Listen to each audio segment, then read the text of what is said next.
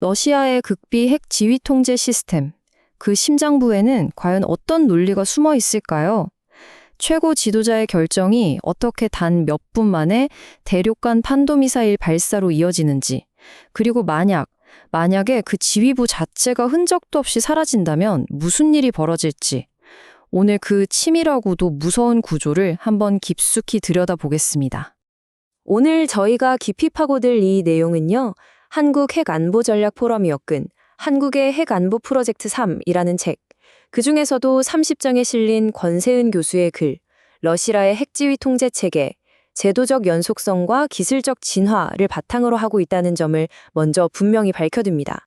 필요할 땐 반드시 작동해야 하지만 실수로는 절대 적동해선 안 된다. 이게 참 모순적인 말이죠.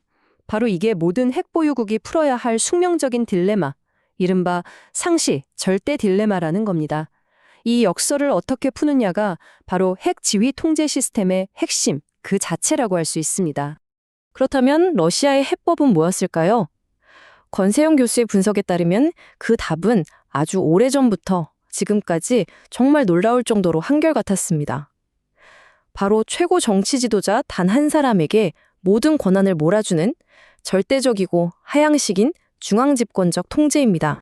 자, 그럼 이 시스템이 도대체 어떻게 만들어졌는지 그 기나긴 역사를 한번 거슬러 올라가 보죠.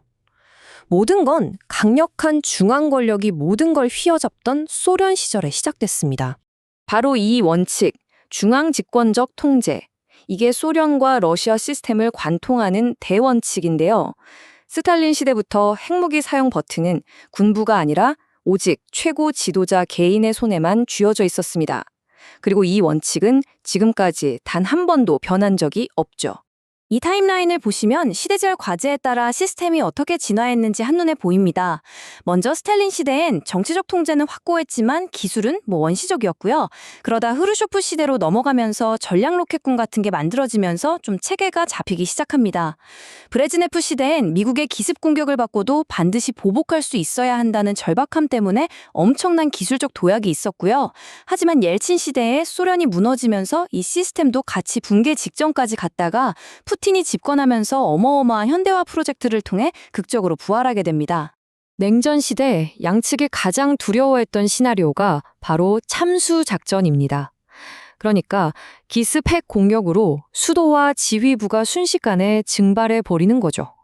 자, 그럼 명령을 내릴 사람 자체가 없는데 어떻게 보복 공격을 할 수 있을까요? 바로 이 질문.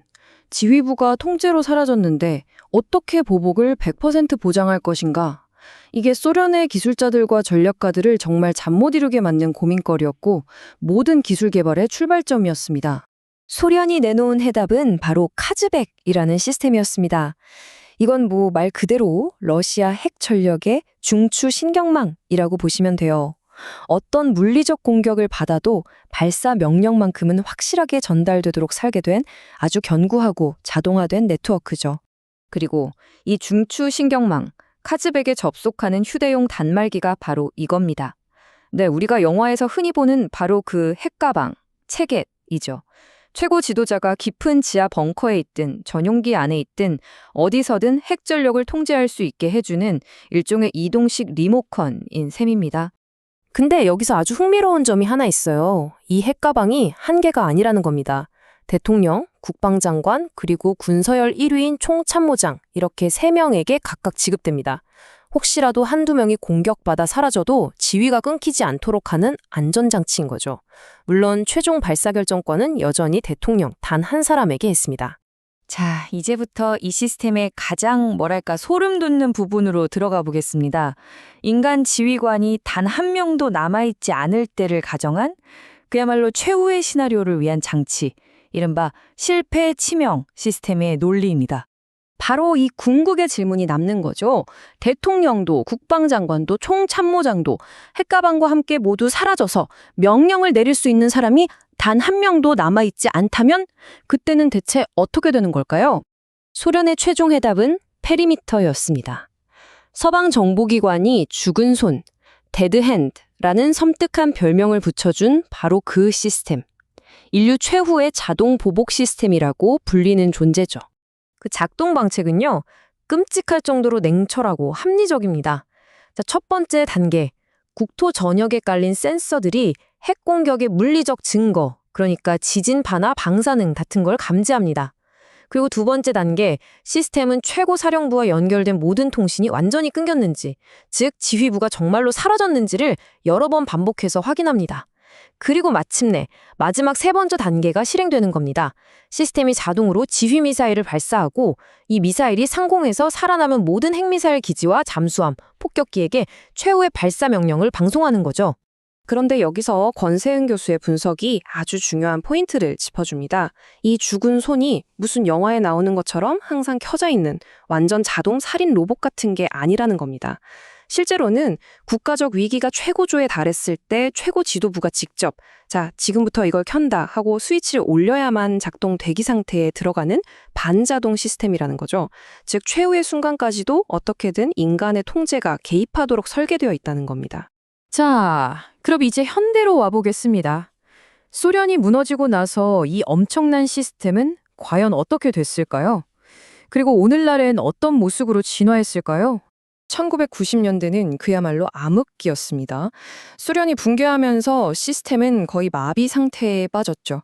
핵심 조기 경보 레이더 기지들은 하루아침에 남의 나라 땅이 되어버렸고 중요 부품들은 더 이상 만들지도 못하게 됐습니다. 특히 1995년에 노르웨이에서 쏜 과학 로켓을 미국 잠수함 발사 미사일로 오인해서 옐친 대통령의 핵가방이 실제로 활성화됐던 사건이 있었거든요. 당시의 혼란과 위험이 얼마나 심각했는지 보여주는 정말 아찔했던 순간입니다. 그러다 푸틴 시대에 들어와서 대대적인 재건을 거쳐 지금의 모습을 갖추게 되는데요. 권세은 교수의 분석을 토대로 정리한 이 표를 보시면 현재 시스템이 어떻게 돌아가는지 한눈에 파악할 수 있습니다. 자, 1단계. 위성과 레이더로 구성된 조기경보 시스템이 공격을 탐지하고요. 2단계. 대통령, 국방장관, 총참모장이 체겟과 카즈백으로 명령을 결심합니다. 3단계가 중요한데 카프카즈 같은 여러 겹의 통신망을 통해 명령을 안전하게 전송하고요. 4단계에서 전략군이 이 명령을 실행하죠. 그리고 이 모든 게 다 실패할 최악의 경우를 대비한 5단계 비상대책이 바로 페리미터 시스템인 겁니다.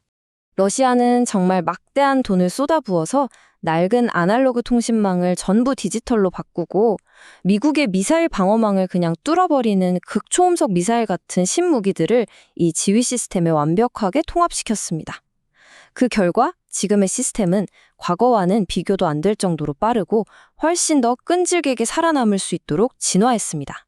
결국 러시아의 핵 지휘 통제 시스템은 최고 지도자의 절대적 통제라는 본질을 지키면서 기술적으로 계속 진화해온 셈입니다. 하지만 권세현 교수가 글의 말미에 던지는 바로 이 질문이야말로 핵심입니다. 사이버 공격, 인공지능, 그리고 눈으로 보고도 막을 수 없는 극초음속 무기 시대에 과연 인간이 차분하게 숙고하고 판단할 시간을 보장하는 의미 있는 통제라는 게 가능하기는 할 것인가? 이건 비단 러시아만의 문제가 아니라 핵을 가진 모든 나라가 마주한 21세기의 가장 근본적인 딜레마가 아닐까 싶습니다.